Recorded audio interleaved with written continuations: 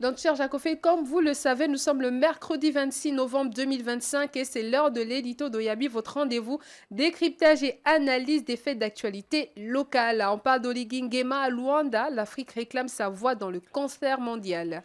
À Luanda, le président gabonais Brice Clotaire Oligui Nguema a illuminé le 7e sommet UE-UA de sa vision, un multilatéralisme où l'Afrique ne serait plus simple spectatrice, mais actrice majeure. Sur fond de tensions géopolitiques et de crise sécuritaire, il a plaidé pour un Conseil de sécurité plus représentatif et des mécanismes internationaux réformés, afin que les préoccupations africaines pèsent enfin dans les grandes décisions mondiales. Comment l'Afrique peut-elle protéger sa sécurité et sa souveraineté face aux crises mondiales? Beki dénonçant l'afflux d'armes et les conséquences de la guerre en Ukraine sur la sécurité alimentaire du continent, il a insisté sur l'urgence d'une souveraineté africaine renforcée et d'une coopération internationale équilibrée.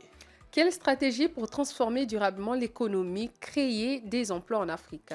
Oligui Nguema a également présenté le plan national de croissance et de développement 2026-2030, une feuille de route ambitieuse visant à transformer les ressources locales, industrialiser durablement et créer les emplois, dessinant ainsi l'Afrique comme maître de son destin.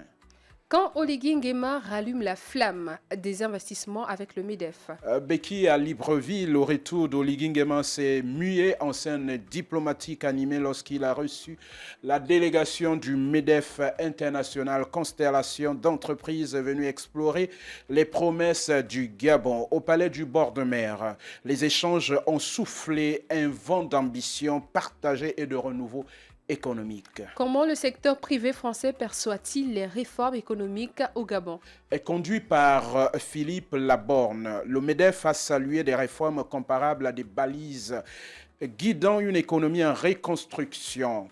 Les entreprises présentes et issues du secteur clés ont réaffirmé leur volonté d'investir durablement, de renforcer la valeur locale et de soutenir l'essor industriel gabonaise, plus compétitive et pleinement orientée vers l'avenir. Quelle vision Oligui Nguema propose-t-il pour bâtir un Gabon résilient et souverain? Beki Oligui Nguema a rappelé son cap, transformer localement les ressources, créer des emplois et en créer un modèle souverain.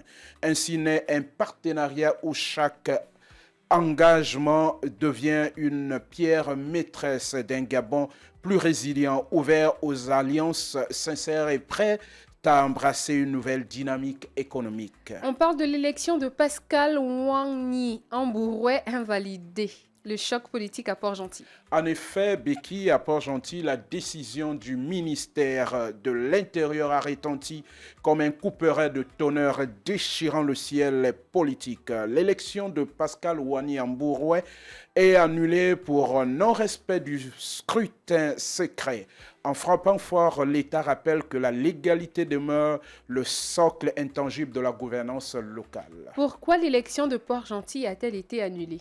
Cette invalidation semblable à une lame de fond, renversant les certitudes, répond à l'usage du vote à main levée, considéré comme une brèche béante dans l'armure juridique. En imposant une reprise du scrutin, les autorités veulent remettre la cité pétrolière sur un chemin où la transparence ne vacille plus. Comment la ville vit-elle l'attente du nouveau scrutin?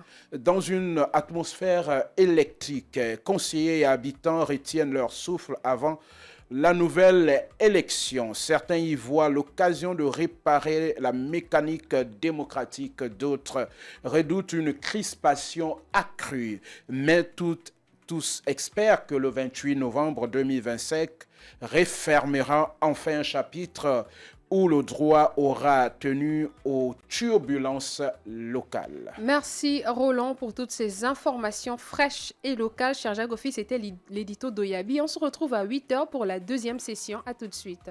Jaco FM 98.3. Jaco FM.